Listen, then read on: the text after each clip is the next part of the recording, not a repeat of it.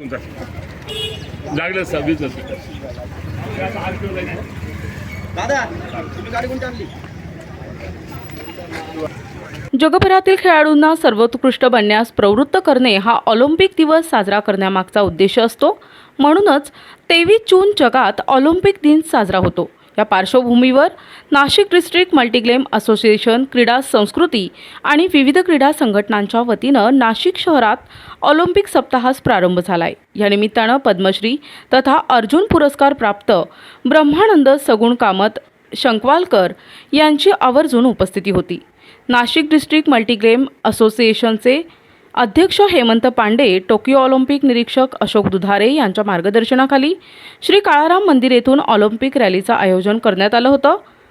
पद्मश्री ब्रह्मानंद सगुण कामत शंकवालकर यांच्या हस्ते क्रीडा ज्योत प्रज्वलित करण्यात आली.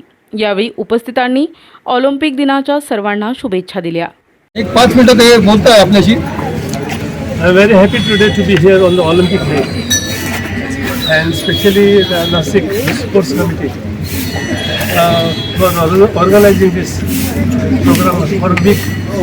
All the children here, I want to say that the whole entire school, so many coaches are here.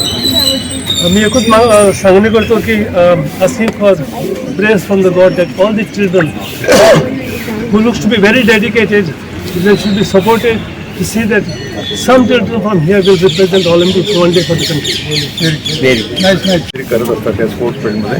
त्यावेळेस ते म्हणाले ह्या फंक्शनला या तुम्ही. I am very happy that I came. आणि साहेबांनी सांगितल्याप्रमाणे तुमच्यातलं कोणीतरी अर्जुन अवॉर्ड विनर झाला पाहिजे, ऑलिम्पिक रिप्रेझेंटेटिव्हला या दृष्टीने करा. ह्या 50 लोकांपैकी 2-3 लोक जरी पुढे गेले ना तरी सुद्धा मी तुम्हाला शुभेच्छा देतो. या सगळ्यांना अभिमानाचा क्षण आहे.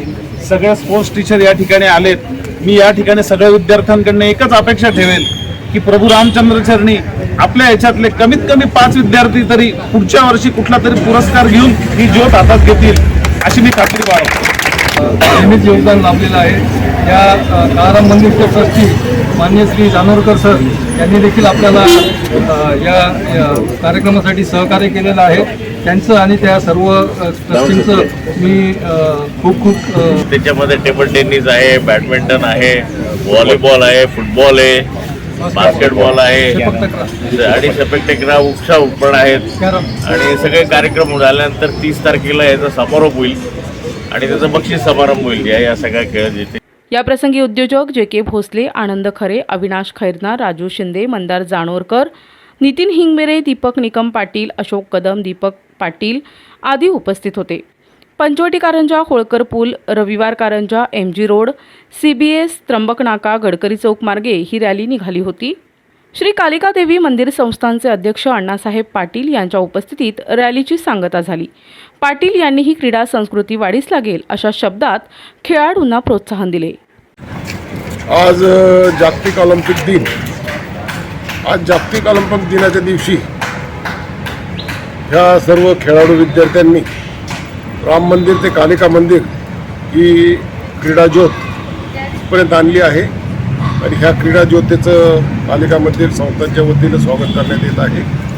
आणि मी सर्व विद्यार्थी, शिक्षक आणि खेळाडू यांना मनापासून मी धन्यवाद देतो आणि त्यांना शुभेच्छा देतो. ऑलिम्पिक दिनाच्या हार्दिक शुभेच्छा. जय हिंद, जय महाराष्ट्र. रॅलीत अजिंक्य दुधारे, आनंद चकोर, अस्मिता दुधारे, अमोल राठोड, अभिजित देशमुख, गोविंद साळवे, महेंद्र साळवे, सतीश बोरा, शैलेश रकीबे, शशीभूषण सिंग यांच्यासह विविध शाळांमधील खेळाडू उपस्थित होते. मनोहर गायकवाड, दिशा न्यूज, नाशिक.